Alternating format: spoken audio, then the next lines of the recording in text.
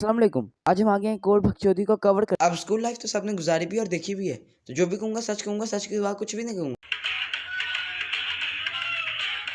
अब मंडे का दिन 5 रस पी के भी इतनी नींद नहीं आ रही होती जितनी उस दिन आती है। अम्मी बंदा अपनी तरफ से पूरी कोशिश कर लेता है, यानी कहता है अम्मी मेरे हर जगह दर्द हो रहा है। ओ कहता है मेरे पाँव में दर्द हो रहा है। अम्मी ऐसे लगता है अभी पाँव टूट ही जाएंगे, अम्मी ऐसे लगता है अभी सर फट ही। लेकिन इस एक्टिंग को जज करने वाले कुछ ऐसे जजेस होते हैं जो इस सारी चीज़ों से गुजर के आए होते हैं। यानी एक पटाख सी चुपेर आती है और बोला जाता है अब आराम है, फिर एक और डोज दूँ।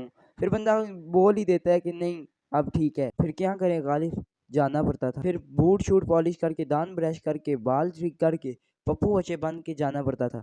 फिर जाते सार घंटे की असेंबली होती थी, जिसमें 15 मिनट की असेंबली बच्चे करते थे और बाकी घंटे की असेंबली प्रिंसिपल करते थे। और बोलते क्या थे, हमसे नुक्स ही निकालते रहते थे पूरा टाइम कि तुम्हारा डिसिप्लिन इशू है, इस बच्चे के माँ बाप आए, इस बच्चे के ये आए, इस बच्चे के आए। और इनकी तकरीर कोई इतनी लंबी होती थी, कुछ समझ भी नहीं आ रहा था।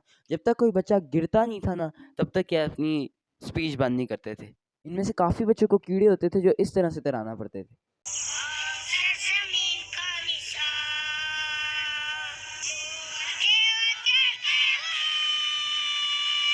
वो बच्चे कम, टिकटॉकर ज़्यादा लग रहे होते हैं। जी जी, साइलेंट गर्ल की बात कर रहा हूँ।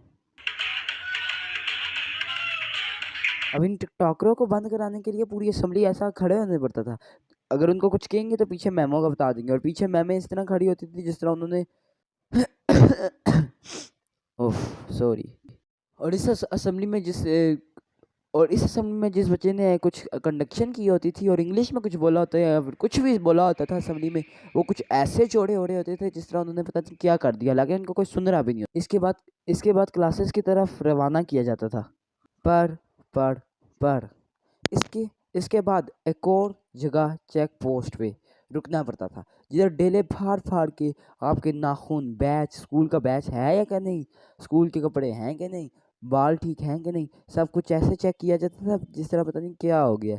और अगर कुछ गलत हो जाए उसी टाइम घर में फ़ोन कर दिया जाता था और बोला जाता था, हेलो, आप अपने बच्चों का ख्याल नहीं रख सकते, आप अपने बच्चों का नाखून नहीं चेक कर सकते, आप अपने बच्चों के बाल नहीं कर सकते, कैसे माँ बाप हैं। उस टाइम तो वो बिल्कुल चुप होते हैं, यानी कुछ भी नहीं कह रहे होते। लेकिन हमें यही पता पहले ही पता चल जाता था कि घर जाके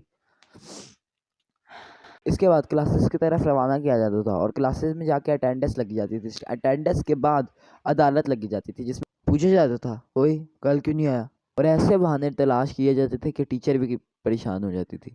वो अपने मरे हुए चाचे को 6 महीने बाद फिर मार देता था। पहला पीरियड तो होता ही कसून खाने का था, और दूसरा पीरियड जिस तरह ही शुरू होता था तो सब यही बोलते थे। और क्या बताऊं, दूसरे पीरियड की टीचर तो पहले से ही बाहर खड़ी होती थी। मिर्ज़ा गालिब की लवली लवली गज़लें, ग्रेविटी किसने ईजाद की, न्यूटन कौन था, न्यूटन कब मरा, यही होता रहता था। अब पूरा हफ्ता इस तरह ही होता था, और एक गिन के एक छुट्टी आती थी जिसमें भी वो इतना ज़्यादा होमवर्क देते थे जिसको पूरा दिन करना होता था। और जो 3 महीने की छुट्टियाँ आती थी उसमें भी यही होता था, इतना ज़्यादा होमवर्क।